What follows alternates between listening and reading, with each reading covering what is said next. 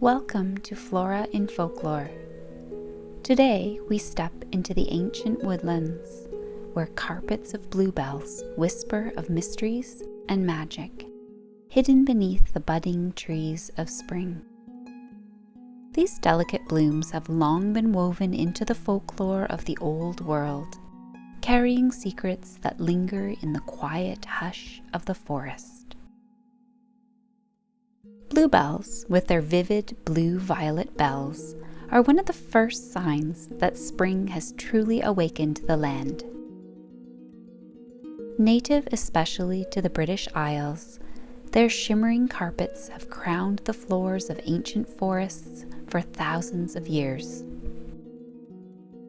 To walk among them is to step into a living tapestry of beauty and legend.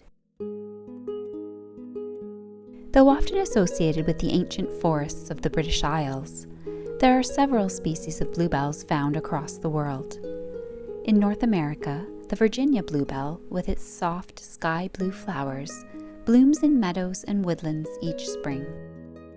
For many whose ancestors came from Northern Europe, these blossoms offer a living link to the old stories and landscapes of home. A reminder that folklore, like the bluebells themselves, has crossed oceans and taken root in new soils.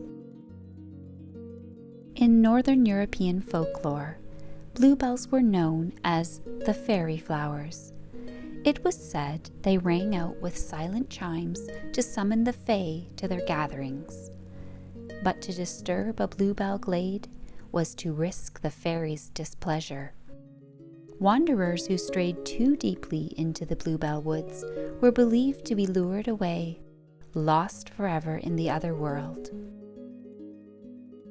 English poet Letitia Elizabeth Landon captured the magic best.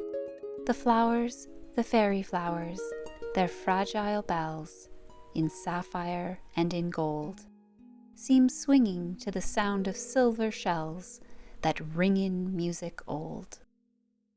To walk among the bluebells, then, was to step into a living symphony, one heard not only with the ears, but with the heart. An old legend warns, if you hear a bluebell ring, it is the sound of death approaching. For the flowers were thought to be bound to both the realm of the living and the unseen spirits of nature. In some tales, wearing a wreath of bluebells could protect against harm, but only if gathered with great respect. Recklessness would invite misfortune. Bluebells also carry softer meanings. They symbolize humility, gratitude, and the everlasting bonds of love. Yet, beneath their beauty lies a gentle reminder of the thin veil between our world and the world beyond, a veil especially thin during springtime, when all of nature stirs anew. As Anne Bronte once wrote, "There is a silent eloquence in every wild bluebell that fills my softened heart with bliss that words could never tell." In their quiet beauty, the bluebells speak to the soul, carrying feelings too deep for words. English poet Gerard Manley Hopkins called them the sweetest flower and marveled at their ability to lift and uphold the spirit.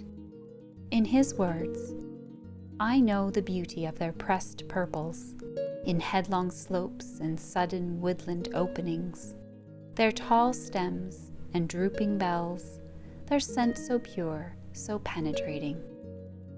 Hopkins saw in the bluebells a hymn of devotion, a symbol of nature's quiet, enduring grace.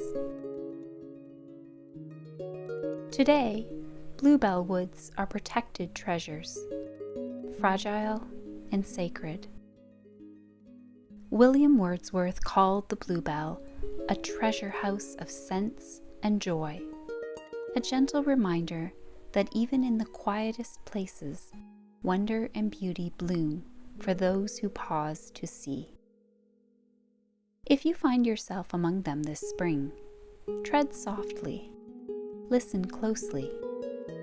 Perhaps, if the old tales are true, you might hear the whisper of the bluebells and the secrets they still keep within the springtime forest.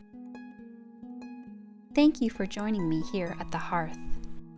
In our next Flora and Folklore, we'll explore another plant of old, rich with meaning, myth, and memory.